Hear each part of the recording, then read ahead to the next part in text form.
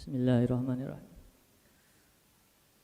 Para hadirin hadirat, mari sebelum kita membahas isi dari pembahasan kitab Al-Hikam pada kesempatan kali ini,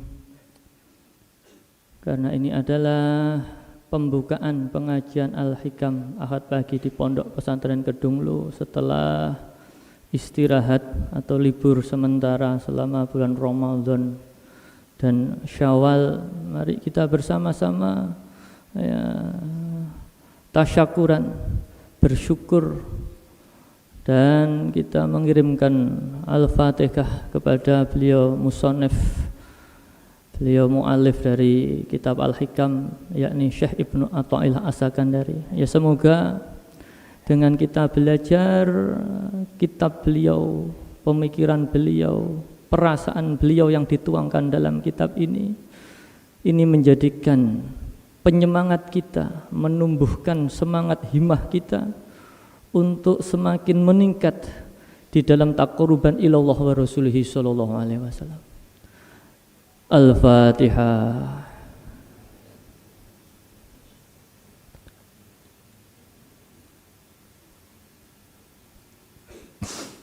Alhamdulillah. Bismillahirrahmanirrahim. Mal arifu man idza asyara. Tidak dikatakan arif seseorang yang ketika memberikan isyarah atau isyarat atau tanda-tanda. Tanda-tanda isyarat tentang apa? Tentang siri-sirinya Allah. Tidak dikatakan orang arif di mana ketika orang tersebut memberikan isyarah tentang siri-sirinya Allah, ini wajadal haqqa aqraba ilaihi min isyaratihi. Ketika memberikan isyarah ini tadi, dia merasa lebih dekat kepada Allah daripada isyarahnya itu sendiri. Jadi tidak bisa dikatakan arif atau orang yang ma'rifat, orang yang ketika memberikan isyarah, tanda-tanda atau memberi semacam petunjuk atau bimbingan, kemudian dalam waktu yang bersamaan dia merasa lebih dekat kepada Allah daripada isyarahnya itu sendiri. Maksudnya bagaimana? Yakni ketika seseorang ini dengan dengan ilmu yang diberikan Allah, dengan pengalaman-pengalaman ruhaniyahnya, dengan ilmu-ilmu laduni yang diberikannya, dengan dikasyafnya mata batinnya, kemudian dia memberikan bimbingan kepada muridnya. Kemudian ketika dia memberikan bimbingan kepada muridnya ini tadi, dia merasa lebih dekat kepada Allah daripada isyaratnya. Artinya ketika seseorang itu merasa lebih dekat dengan yang diceritakan, tandanya dia belum berada atau dia tidak berada pada sesuatu yang diceritakan. Sebagai contoh, seseorang yang sedang tenggelam atau kedelep bahasa Jawanya, tenggelam di sungai atau di lautan atau banjir atau semacamnya. Orang yang betul-betul tenggelam, dia tidak bisa menceritakan keadaannya atau sekedar memberikan tanda-tanda tentang keberadaannya. Karena kalau dia bisa menceritakan, berarti dia posisinya belum tenggelam. Kalaupun toh ada di dalam air, dia masih bisa menguasai, dalam konteks masih bisa berenang. Tapi kalau orang betul-betul tenggelam, orang betul-betul terbakar misalkan, itu tidak bisa menceritakan tadi kebakarannya seperti apa, bagaimana api bisa muncul, rasa panasnya yang terasa di sebelah mana, itu ketika sedang terbakar tidak bisa bercerita. Tidak bisa bercerita. Kalau dia bisa bercerita, itu kemungkinan sudah diselamatkan dari tenggelamnya atau dari terbakarnya tadi. Maka demikian orang yang betul-betul arifin itu ya tidak merasakan kalau dia bisa menceritakan. Walaupun sekedar isyarah. Isyarah itu bentuk yang lebih halus dari sebuah cerita. Kalau cerita itu biasanya lebih lengkap, lebih detail. Tetapi kalau isyarat itu sekedar tanda-tanda.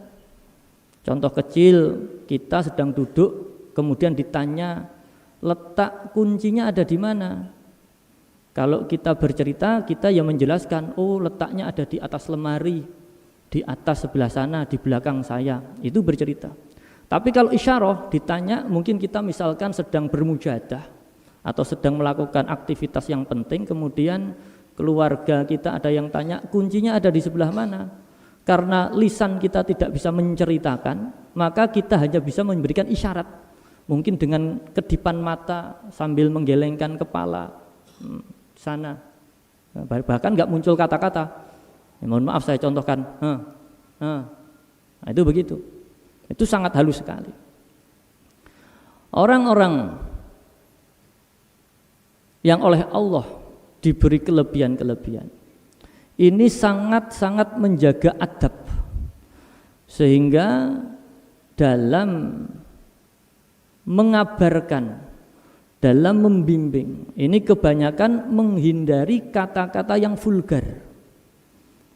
Membimbing seorang hamba, membimbing seorang murid ya, untuk mengenal Allah, untuk mengenal Rasulullah, ini biasanya menghindari kata-kata yang vulgar, tetapi lebih sering menggunakan kata-kata atau tanda-tanda atau isyarah-isyarah ini tadi. Karena biasanya kalau kata-kata yang vulgar ini lebih berbahaya atau bisa justru menyesatkan. Maka kebanyakan yang digunakan adalah isyarah. Maka isyarah itu adalah bentuk paling lembut dari sebuah penjelasan. Namun toh demikian, jika seseorang ini masih merasa lebih dekat kepada Allah dari isyarahnya itu sendiri, berarti dia masih memiliki rasa, masih bisa merasa, oh saya memberi isyarat, saya memberi petunjuk, saya memberi bimbingan. Maka orang yang demikian ini tadi, ini belum dikatakan seorang yang makrifat atau orang arifin. Karena orang yang arifin, orang makrifat ini betul-betul lebur, betul-betul hilang. Dia tidak merasa apa-apa. Isyarah atau tanda-tanda atau bimbingannya itu tetap terjadi, tetapi dia tidak merasa. Hingga jadi bukan berarti dia tidak bisa memberikan isyarah, tidak. Isyarah jika dilihat dari sudut pandang orang lain, dia tetap memberikan petunjuk, bimbingan, isyarah dan semacamnya untuk membimbing seorang murid untuk mendekat kepada Allah. Tetapi bagi pribadinya sendiri itu tidak dianggap sebagai isyarah dari dirinya, karena dirinya telah lebur, telah fana kepada Allah itu sendiri. Penglihatannya itu telah tertutupi oleh keagungannya Allah. Saya gambarkan lagi, sebagaimana orang yang tenggelam tadi. Maka ketika orang yang tenggelam ini dia tidak bisa bercerita. Orang yang kebakaran tidak bisa bercerita. Paling-paling dia bisa hanya minta tolong, teriak-teriak. Itu pun seringkali di bawah alam sadar. Orang yang sedang kebakaran atau tenggelam ini ya orang lain melihat dia minta tolong. Tetapi jika dia betul-betul tenggelam, ungkapan minta tolongnya itu tidak dia sadari, karena dia sudah betul-betul fana dalam ketenggelamannya dalam sungai atau air tadi. Hingga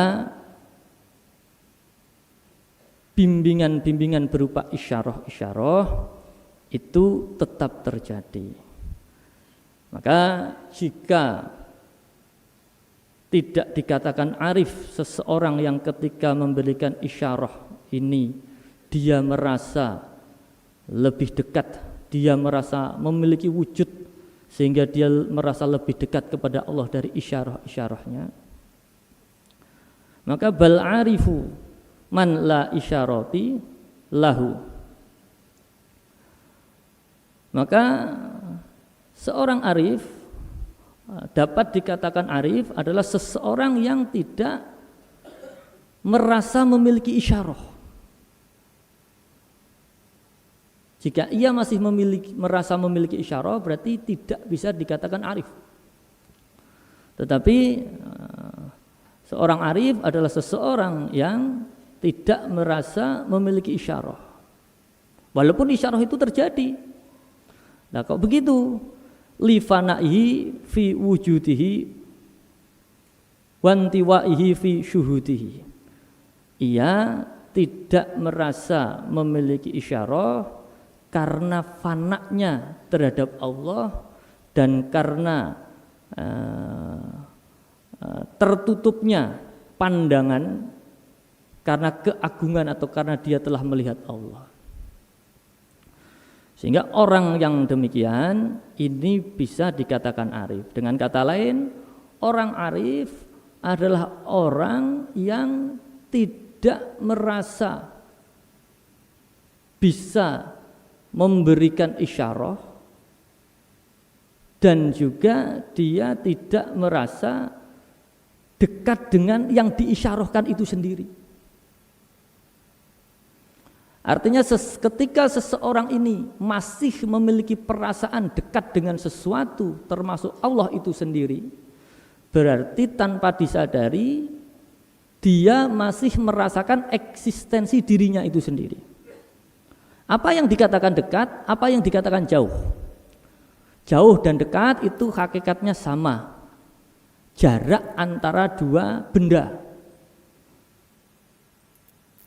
Maka ketika dia merasa baik itu merasa jauh ataupun merasa dekat, berarti dia masih merasakan eksistensi dirinya sendiri. Masih merasakan eksistensi dirinya sendiri. Oh, saya dekat dengan ya, Pak ini, Pak itu dan lain sebagainya. Berarti dia merasa oh saya ada, Bapak yang saya ceritakan itu juga ada. Berarti ada dua orang di situ. Itu berarti dia masih merasakan eksistensi dirinya sendiri. Maka orang-orang arifin di samping karena adab, tetapi juga karena kefanaan, mereka tidak merasa eksis, tidak merasa ada. Mereka lebur, mereka telah lebur kepada Allah. Maka ketika lebur tidak ada jauh dan tidak ada dekat. Karena ketika ada jauh dan dekat berarti di sana ada jarak. Maka ketika ada jarak berarti ada dua benda atau ada dua tempat dan semacamnya. Maka banyak pengamal wahidiyah, wal hadirin hadirat. Banyak pengamal wahidiyah ya, yang pada zaman Kanjeng Romi Latif yang saya tahu ini sering ditimbali, diajak berbincang, diajak jagungan, bahkan mungkin hampir setiap malam. Kalau sedang intensif membahas sesuatu bisa hampir setiap malam, bahkan setiap malam itu bisa beberapa jam, dari habis isya sampai tengah malam bahkan menjelang subuh, intensif. Kalau beliau tindak kemana ini ya diajak, kadang begitu, sering kali begitu. Tetapi kebanyakan orang yang betul-betul sering diajak diskusi berbincang dengan Romo ini kepada pengamal yang lain tidak kemudian menggembor-gemborkan atau mencerita-ceritakan. Tidak menggembor-gemborkan, wah saya tadi malam baru ditimbali Kanjeng Romo Latif jagungan sampai pagi. kemarin juga ditimbali, nanti malam juga ditimbali, besok saya mau diajak tindak. Tidak demikian. Yang demikian itu biasanya justru kedekatannya tidak terlalu dekat. Ada pengamal kadang-kadang itu sok sering cerita kepada teman pengamal yang lain, apalagi di daerah-daerah yang jauh, ya, sehingga merasa ya dekat dan sering ditimbali. Itu justru tidak terlalu dekat biasanya. Tetapi yang betul-betul dekat, itu tidak banyak bercerita. Paling-paling pol-polannya memberikan isyarah atau tanda-tanda itu tadi. Misalkan pagi harinya terlihat ngantuk, kemudian sama temannya ditanya, kamu kok ngantuk? Tadi malam dari mana? Biasa, ditimbali toh. Paling begitu aja, hanya isyarah untuk menjaga adab, tidak dipamer-pamerkan, tidak dicerita-ceritakan. Apalagi yang setiap hari ketemu, mohon maaf, ibu saya, ya tidak pernah ibu saya cerita kemana-mana. Ya, tadi kemarin habis makan dahar, makan dengan Kanjeng Romo Latif, tidak diceritakan. Paling-paling kalau ada ya diberi tanda-tanda atau isyarat. Demikian pula kedekatan seorang hamba kepada Allah. Jika ia betul-betul dekat, bahkan sampai fana, sampai menyatu, sampai lebur, ini tidak kemudian dicerita-ceritakan apalagi secara vulgar. Tetapi kalau pun toh dibutuhkan sebagai tarbiyah, bimbingan, itu kebanyakan sebatas isyarah-isyarah. Itu pun yang bersangkutan tidak merasa bisa memberikan isyarah. Karena sesungguhnya semua itu datangnya dari Allah. Kanjeng Romo Latif pun juga demikian. Beliau jarang mengungkapkan, terutama pada acara-acara formal, pada pengajian-pengajian, itu beliau jarang mengungkapkan ya seberapa dekatnya beliau Kanjeng Romo Latif dengan Mbah Yai Majid berada. Jarang diungkapkan. Paling-paling kalau diungkapkan itu ya itu tadi dalam bentuk isyarah. Romo sering kalau menceritakan tentang Mbah Yai itu yang sering saya dulu oleh Mbah Yai Majid disuruh riyadhah tirakat 3 hari 3 malam, tidak keluar dari kamar dan lain sebagainya. Tetapi jarang ya, menceritakan kedekatan atau intimasi.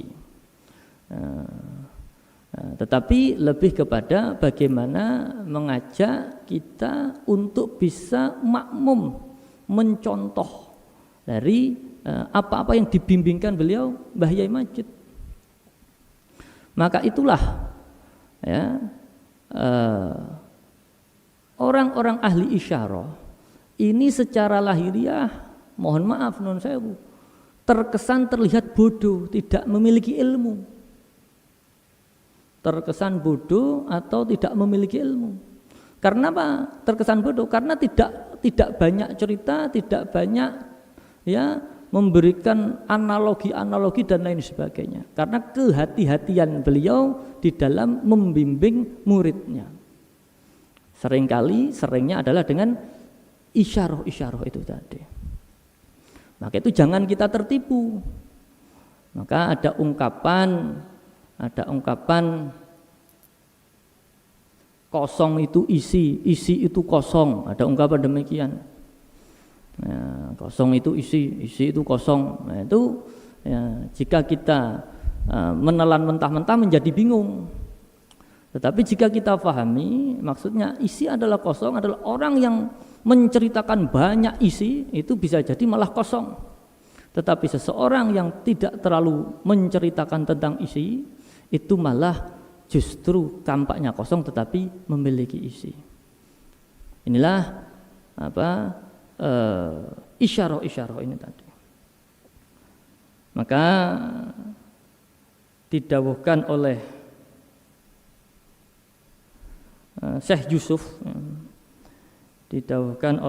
Yusuf bahwasanya orang yang telah fana ini ketika ia bicara, sesungguhnya bukan dia yang bicara, tetapi Allah lah yang berbicara melalui lisan hambanya ini tadi.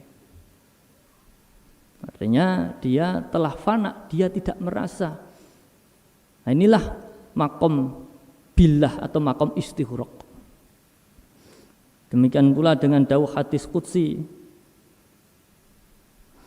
bahwasanya Allah mendawuhkan melalui Rasulullah, ya, dengan Allah lah yang mendengar, Allah lah yang melihat, dan Allah lah yang berbicara.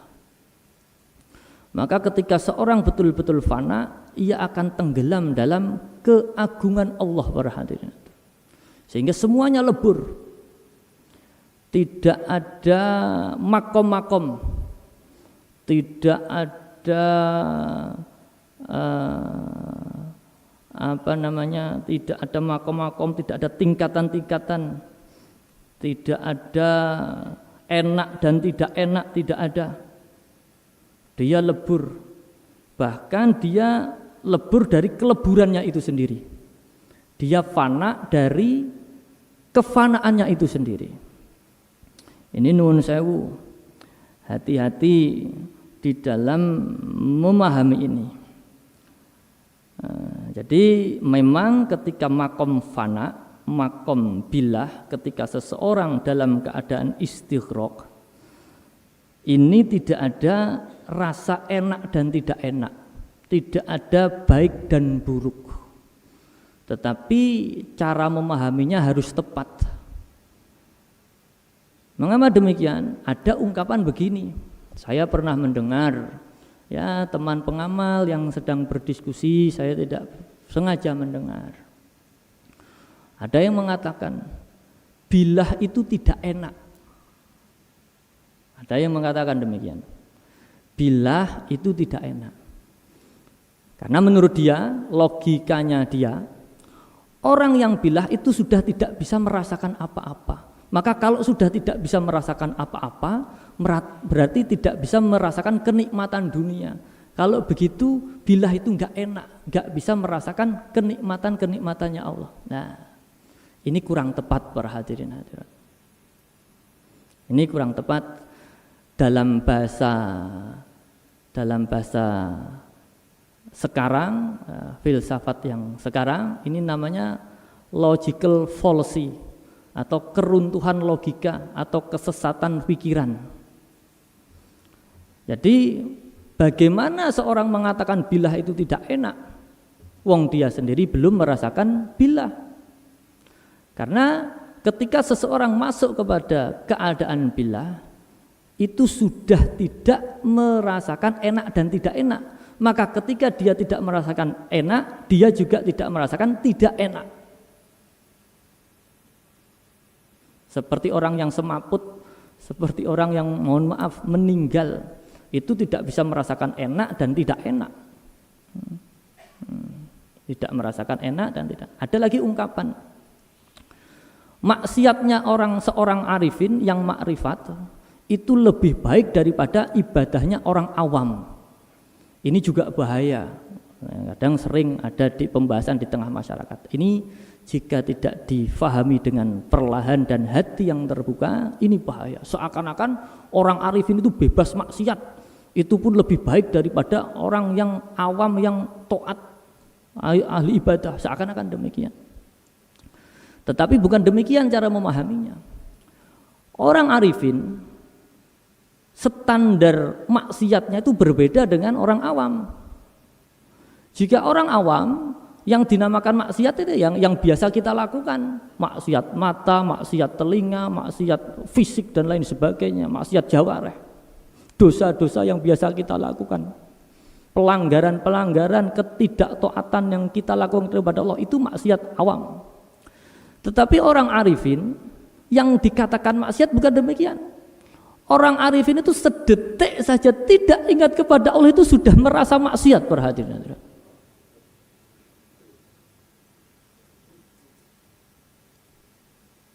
Ya, nuwun sewu. Seorang arifin itu sedetik saja tidak ingat kepada Allah, walaupun dia dalam keadaan sholat, ini nuwun sewu.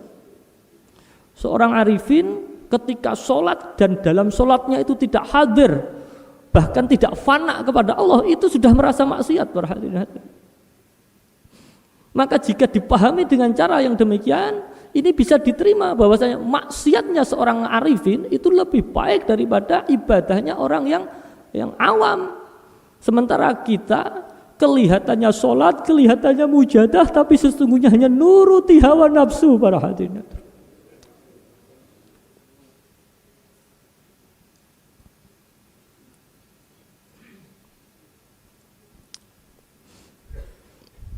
Inilah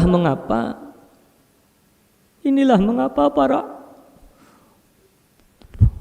para ahli makrifat, orang-orang arifin ini menghindari keterangan-keterangan yang sifatnya vulgar, keterangan-keterangan yang sifatnya teknis.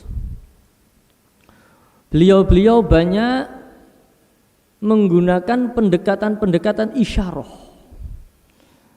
karena menghindari kesalahpaham semacam ini tadi, logical fallacy, keruntuhan logika, salah memahami. Itulah mengapa nuwun sewu para hadirin hadirat, nuwun sewu, kitab Al-Hikam itu ya menjadi momok bagi sebagian besar orang yang belajar tasawuf para hadirin. Karena jika tidak tepat di dalam memahami, bukan semakin dekat kepada Allah, tapi justru semakin jauh dari Allah para hadirin. Maka orang arifin ini banyak menggunakan bahasa-bahasa kias. Di dalam kitab Al-Hikam ini banyak menggunakan bahasa-bahasa kias yang baru bisa dipahami dengan pendalaman-pendalaman pemikiran, dengan tafakur-tafakur yang mendalam dan dengan zauqiyah para hadirin. Di antara ciri-ciri orang arifin, di antara isyarah-isyarah orang arifin untuk menunjukkan ciri-cirinya Allah, itu adalah dengan hal para hadirin, dengan keadaan. Beliau tidak banyak bercerita, tidak banyak menunjukkan, tetapi dengan hatinya beliau memaksa hati orang-orang yang dekat dengan beliau ini dibuka dari dalam para hadirin.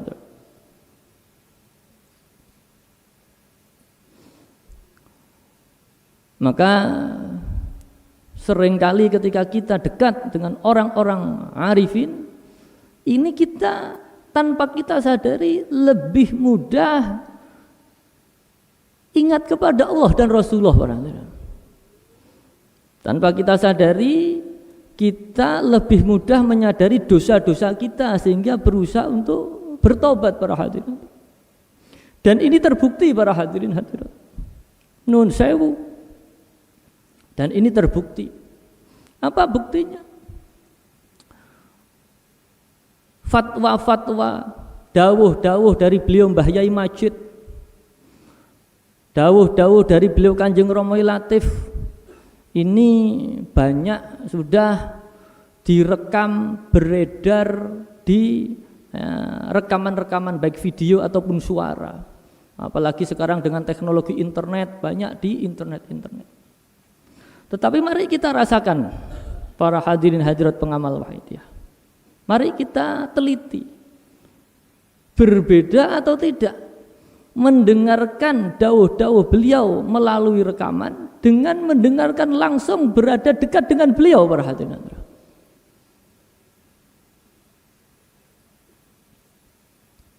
Bagi orang yang betul-betul merasakan, ini efeknya jauh lebih besar ketika betul-betul berada di dekat beliau para hadirin hadirat. Maka ini bisa kita rasakan. Dahulu yang para pengamal wahidiyah yang sepuh yang menangi Mbah Yai Majid, ataupun para pengamal wahidiyah sekarang kebanyakan yang menangi Kanjeng Romo Latif. Dahulu ketika kita mujadah, termasuk pengajian Al-Hikam, mujadah Rubu Usanah, Nisusanah, mujadah Kubro, beliau belum dawuh, beliau belum fatwa, beliau miyos, beliau uluk salam begitu saja sudah bergetar hati kita para hadirat. Itu adalah salah satu bukti, itu adalah salah satu tanda beliau memberikan isyarahnya, memberikan isyaratnya untuk menunjukkan keagungan Allah kepada kita tanpa kata-kata, tanpa dawuh para hadirin hadirat. Kalaupun toh beliau memberikan ungkapan-ungkapan kata, ini nun sewu sifatnya untuk mengisi bidang. Sifatnya untuk mengisi bidang. Karena ya namanya kita seorang manusia memiliki panca indera, memiliki mata, telinga, memiliki akal, pikiran, sehingga dengan dawuh-dawuh tersebut itu untuk menyiapkan kita, sehingga ketika beliau memancarkan getaran-getaran nadrohnya, ini bisa merasuk di dalam hati kita. Maka bisa kita rasakan sekarang para hadirat,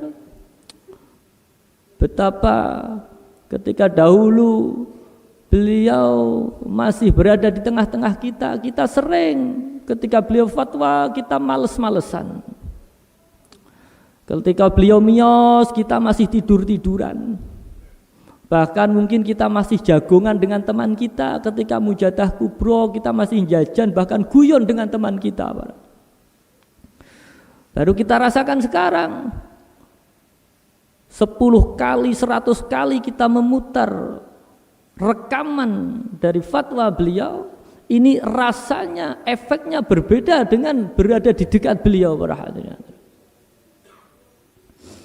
Namun alhamdulillah para hadirin hadirat, getaran pancaran nadroh seorang ghaus, seorang arifin ini tidak terbatas ruang dan waktu para hadirin.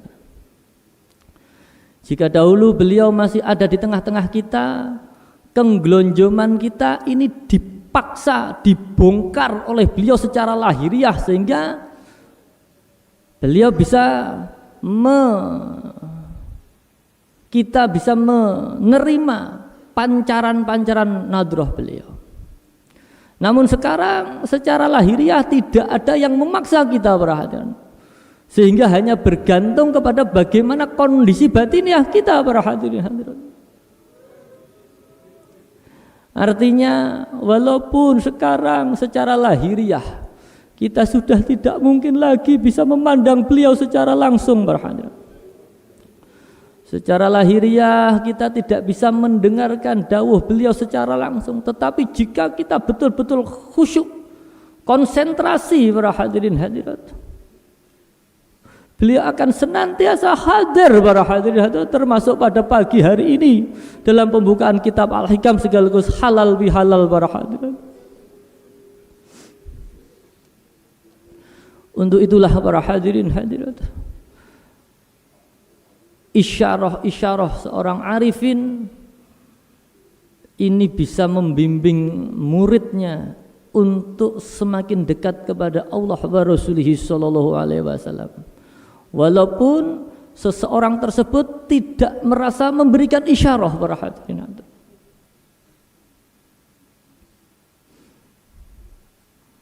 Kita mengaji atau membahas kitab Al-Hikam pun demikian para hadirin. Ini bagian daripada isyarah-isyarah. Maka inilah yang paling saya takutkan para hadirin. Ini yang betul-betul saya takutkan, bukan saya khawatirkan, tapi sudah saya takutkan para hadirin. Jika pada waktu Kanjeng Romo Latif ya memimpin kita untuk bermujadah, ya, membimbing kita untuk mengaji kitab Al-Hikam, lisan beliau ini hanyalah sebagai ya, simbol-simbol saja, tetapi isyarah-isyarah siri-siri yang halus ini memancar masuk langsung ke dalam hati kita, sehingga kita menjadi lebih mudah ingat kepada Allah dari sebelum. Yang saya takutkan para hadirin hadirat, kebetulan yang didawahkan, yang diperintahkan untuk meneruskan perjuangan Wahidiyah termasuk mengaji kitab Al-Hikam adalah saya para hadirin. Maka yang saya betul-betul takutkan, apa-apa yang saya sampaikan, kata-kata saya, suara saya, penampakan saya, ini semua justru menjadi hijab panjenengan para hadirin hadirat. Maka tidak heran para hadirin hadirat, dahulu kita mudah untuk menangis menyesali dosa-dosa. Sekarang kita setiap minggu mengaji Al-Hikam, kita tetap sulit untuk ingat kepada Allah. Kita tetap sulit untuk ingat kepada Rasulullah. Kita tetap senantiasa berbuat dosa, berbuat maksiat.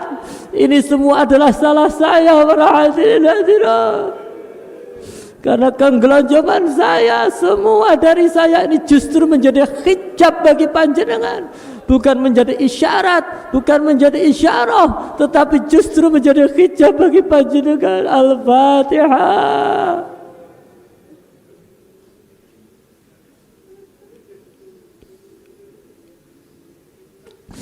Ya Rabbana Allahumma salli sallim ala Muhammadin syafi'il umam wal ali waj'alil anama muslimin bil wahidiyati li rabbil. Ya Rabbana ighfir ya sirif tawatina qarrib wa alif bainana ya Allahumma barik bima khalaqta wa hadhil balda ya Allah wa fi hadhil mujahadah ya Allahumma barik bima khalaqta wa hadhil balda ya Allah wa fi hadhil mujahadah ya Allahumma barik bima khalaqta wa hadhil balda ya Allah wa fi hadhil mujahadah ya Allah. Al-Fatihah.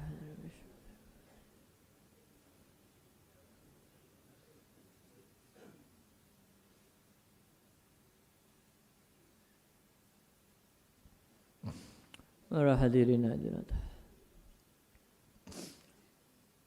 pembahasan ini tadi adalah bukan untuk mengkoreksi orang lain para hadirin hadirat.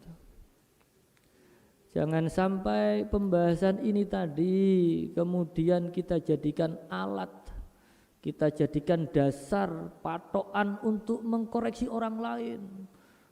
Oh, orang itu belum arif karena masih merasa bisa membeli isyarah dan lain sebagainya. Bukan demikian para hadirin. Tetapi dawuh ini adalah ditujukan untuk diri kita masing-masing para hadirat. Jika mungkin ada di antara kita pengamal wahidiyah yang oleh Allah sudah diangkat, dibuka, sehingga ia dibuka siri-sirinya Allah, rahasia-rahasia ketauhidannya Allah, ia dibuka ilmu-ilmunya Allah, ilmu-ilmu laduni, dia dibuka hal-hal yang tidak orang lain ketahui. Kemudian dengan dikasafnya oleh Allah ini tadi, ia bisa sedikit banyak mengajak, membimbing atau memberitahu teman pengamal yang lain untuk lebih memahami, untuk lebih meningkat pemahamannya, kesadarannya kepada Allah. Maka jangan sampai kita merasa memiliki kemampuan untuk memberikan isyarah kepada orang lain para hadirin.